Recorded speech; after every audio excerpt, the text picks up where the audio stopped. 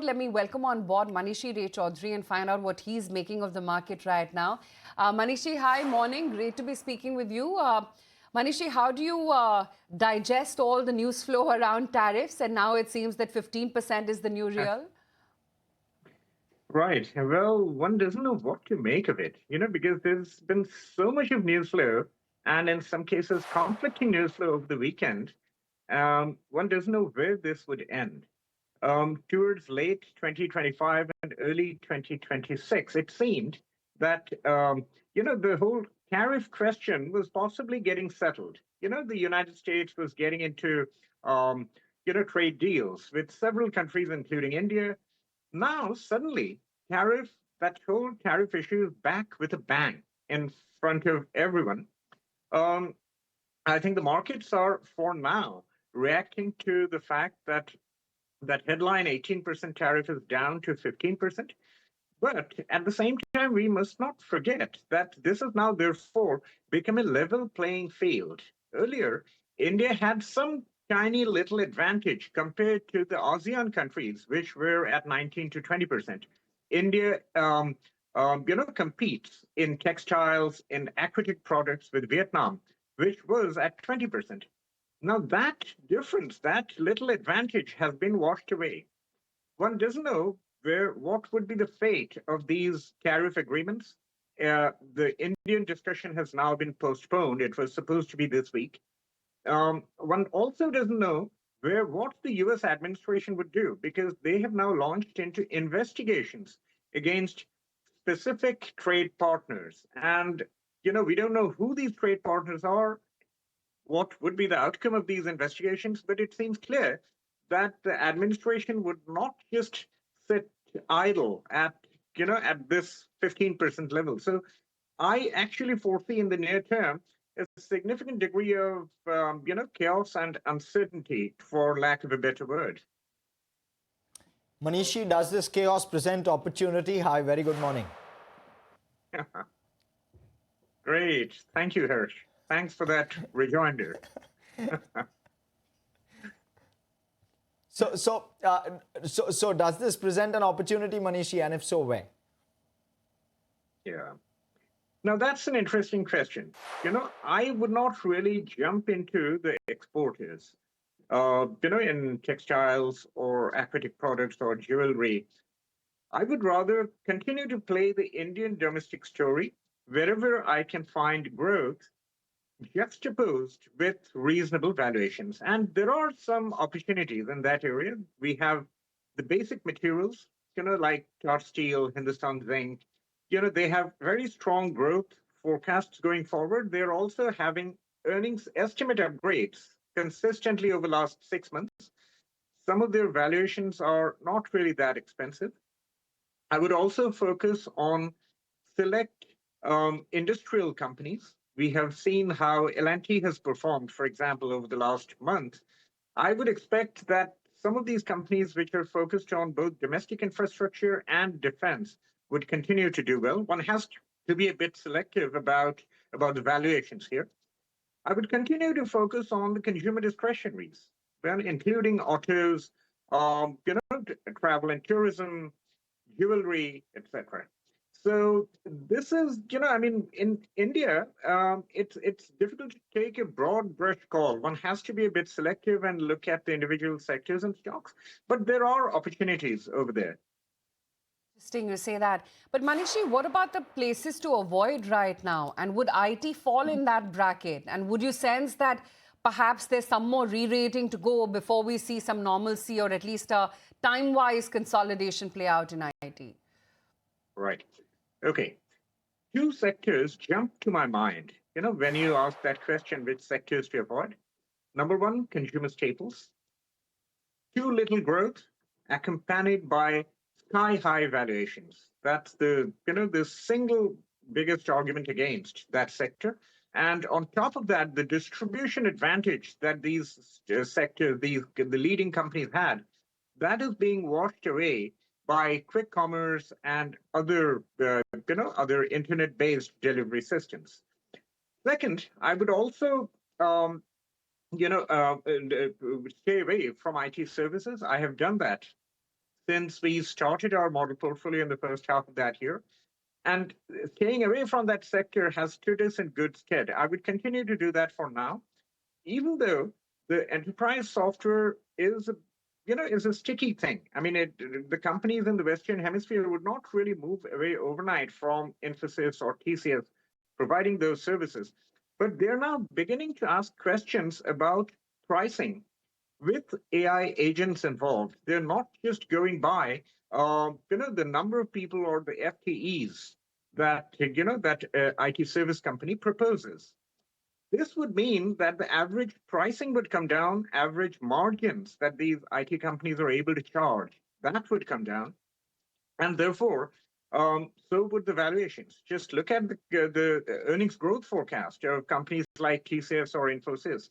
They are in single digits. The companies are still trading at about 18 to 20 times PE. I don't think that's sustainable. So Manishi, at what level do these companies start to look attractive to you, given this huge shift that we've had towards AI and the disruption that's playing out as a result of it? I would say early double digits, maybe anywhere between 10 to 12 times, and that's a long way to go, because that would imply something like 30 to 40% downside to these companies, or they just staying where they are for maybe next 3 to 5 years, which is not at all a good outcome for secondary market investors. Right. And would you therefore tilt yourself towards maybe IT players which are faster growing and which have the history of adapting far quicker than some of the larger IT players? And would you be okay with paying a slightly higher premium for, say, some of the mid-cap or small-cap names within that IT basket? Right. Now, that is a fair point. In fact, if a company has historically shown the ability to reinvent itself, and if they are currently taking the steps that are necessary for reinventing themselves, maybe in conjunction with some of the overseas giants, then that company would become slightly more interesting than the other run-of-the-mill participants in that sector. I would think that the agreement that Infosys has struck with Anthropic, which is basically trying to leverage on Anthropic's APIs and codes and trying to improve their own productivity. That's a step in the right direction. As of now, I mean, I'm not at the current valuations. At the current valuations, I'm not really getting the confidence to put money on any of these companies. And I would have to wait for some of the outcomes, some of the concrete outcomes to emerge in terms of the numbers, either in terms of growth or in terms of margin stability. But yes, I mean, broadly, I would definitely be looking at those companies which are able to reinvent themselves either on their own or in conjunction with some of the overseas giants. Manishi, the other thing is, when do FIIs come in back to the markets? It's perhaps been the longest hiatus that one has seen from FIIs in the recent times, and they continue to sell India. Right. In a small way, I think they're back in February. They continue to sell. So very surprisingly, in the first half of February, they actually sold Korea and Taiwan, and they bought somewhat close to, I think, about a little more than 1 billion in India. Now, I think FIIs have a lot of choice as far as Asian investment universe is concerned. They have the technology giants in North Asia. They have the Samsung Hynix, TSMC, MediaTek, Honhai Precisions of the world. They also have similar exposures in China. They also have the industrials and defense companies. Remember that this European defense expenditure boom that we're seeing is largely predicated on supplies by the Korean companies. The largest defense spender in Europe is Poland. And from 2024 onwards, they're actually buying more from Korea than from the United States. So these are the things that investors are currently playing, and they're able to play these sectors at possibly one third the valuation that they would have to pay for the Indian companies. So until and unless this massive discrepancy is kind of ironed out, it is difficult for FIIs to get back their focus on India. Look at the earnings estimate growth. Korea has had 70% consensus EPS estimate growth over the last 6 months. Korean tech has grown 200%. Taiwan has had EPS estimate growth of 17.5%. Even some of the ASEAN countries, like Malaysia, has got 7.5% EPS growth. Indian consensus EPS growth is down 3.9%. And that is it's a kind of stark contrast that is difficult for FIIs to ignore. And Manishi, but India has a history of a consistent 10-year cycle where growth is anywhere in 12 to maybe 13% kind of a band, which some of these other countries don't have a record of. Of course, we are in a cycle where some of the other countries have now come to the fore in terms of earnings, but we could well turn in terms of the cycle where India starts to pick up in terms of earnings as well over the next couple of years.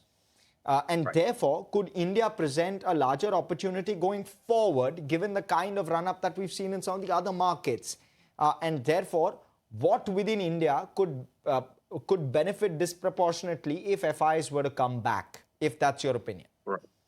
Right. Now, that's a fair point, because India correctly, as you point out, has that long history of, nominal GDP growth of, let's say, 12, 13%, and consequently, the market growing at about 15% CAGR, maybe even over the last 20 years. And that is not something FIIs can ignore. So even within the FII universe, there are voices that keep on saying that India remains, one of our favorite markets. Maybe it's not doing well right now, but it is a market that is on our radar. And I think that situation will continue. It's not a market that anyone can afford to ignore. Now, when things turn, first of all, we must understand that those 12, 13% nominal GDP growth may not really come back in a hurry. We are possibly in a world where that longer-term nominal GDP growth would be about 9, 10%, not 12, 13%. And therefore, corporate earnings growth will be a couple of percentage points higher.